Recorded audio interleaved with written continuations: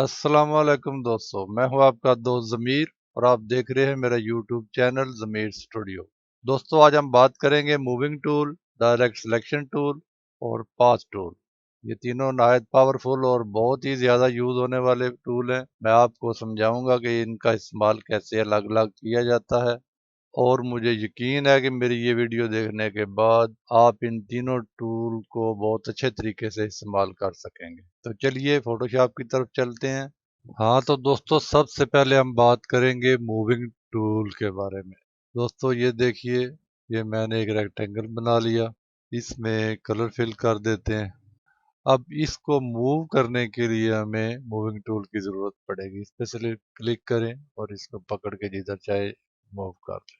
कोई भी ऑब्जेक्ट अगर मूव करना है तो उसके लिए आपको पहले ये टूल सेलेक्ट करना पड़ेगा और फिर वो ऑब्जेक्ट मूव होगा, इसीलिए इसको मूविंग टूल का नाम दिया जाता है। जी, अब चलते हैं मेन दो हमारे जो टूल हैं जिनके बारे में हम वीडियो बनाना चाहते थे, पाथ सिलेक्शन टूल और डायरेक्ट सिलेक्शन टूल। पहले हम पाथ सिलेक्शन टूल के बारे में बात करेंगे। यहाँ से शेप रेक्टेंगल टूल लें, यहाँ पे शेप सेलेक्ट करें और यहाँ से यहाँ पे एक शेप ड्रा कर दें। अब इसको मूव करने के लिए मूविंग टूल का इस्तेमाल भी आप कर सकते हैं, ये देखिए, और पाथ टूल का इस्तेमाल भी आप कर सकते हैं। इस शेप को मूव करने के लिए अगर आप मूविंग टूल का इस्तेमाल करेंगे तो ये देखिए, ये मुकम्मल शेप मूव करेगी। अगर आप पाथ सिलेक्शन टूल सेलेक्ट करते हैं तो ये देखिए, ये पाथ एक्टिव हो गया, ये सिर्फ पाथ को मूव करेगा। ये देखिए, मूविंग टूल और पाथ सिलेक्शन टूल में ये फर्क है।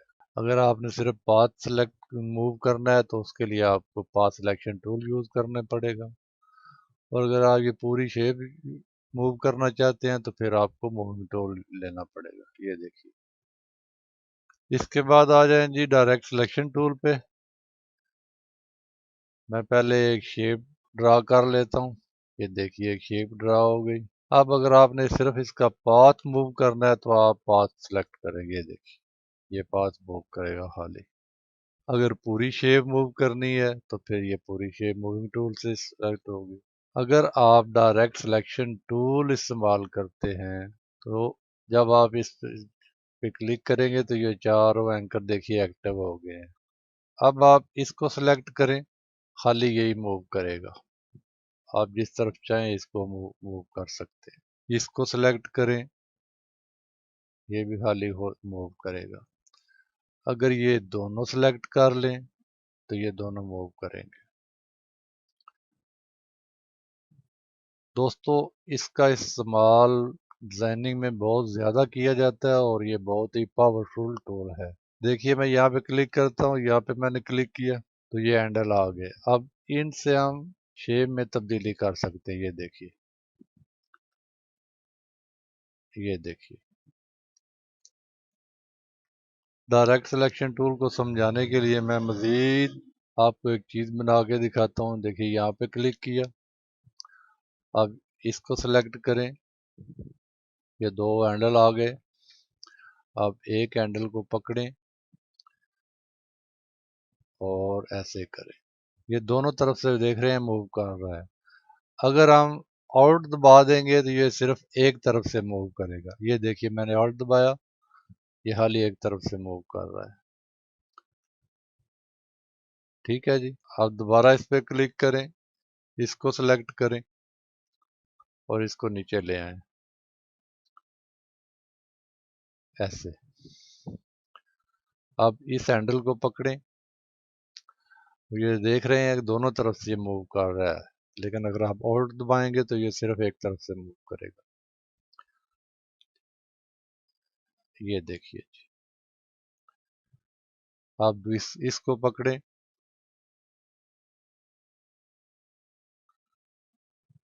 और ऐसे छेड़ दें। इसको मज़ीद समझाने के लिए मैं आपको एक और शेप बनाकर दिखाता हूँ। यहाँ से रेक्टेंगल लें, एक रेक्टेंगल ड्रा करें,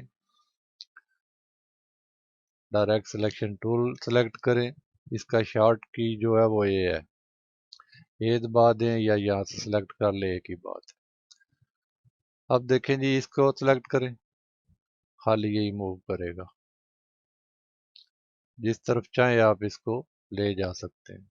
इसको सिलेक्ट करेंगे तो ये भी ऐसे ही करेगा। अब इन दोनों को सिलेक्ट कर लें, ये दोनों मूव करेंगे, ये देखिए। अगर आप इन दोनों को सिलेक्ट कर लेते हैं तो ये देखिए, ये दोनों मूव करेंगे।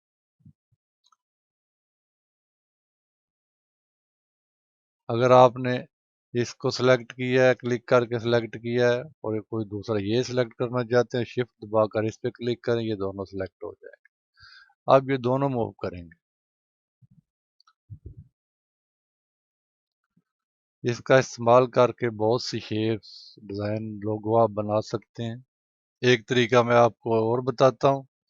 तो सिलेक्ट करें, यहाँ से ऐड एंकर पॉइंट ले, ये देखिए ये वाला, इसको सिलेक्ट करें और यहाँ पे 2 पॉइंट एंकर पॉइंट लगा दें, ये लग गए। डायरेक्ट सिलेक्शन टूल लें, ये दबा के अब इनको सिलेक्ट करें और ये देखें जी, ये बैंड हो गया बड़ी आसानी से। अब अगर आपने इसको बैंड करना है तो यहाँ पे सिलेक्ट करें और ये देखें जी, इसको बैंड करना है, इनको सिलेक्ट करें और ये देखिए। दोस्तों, मुझे उम्मीद है कि आपको direct selection tool, moving tool और पाथ सिलेक्शन टूल की अच्छी तरह समझ आ गई होगी। अगर आपको मेरी ये वीडियो पसंद आए तो लाइक करें, शेयर करें और सब्सक्राइब भी करें। तो मिलते हैं अगली वीडियो में। अल्लाह हाफिज़।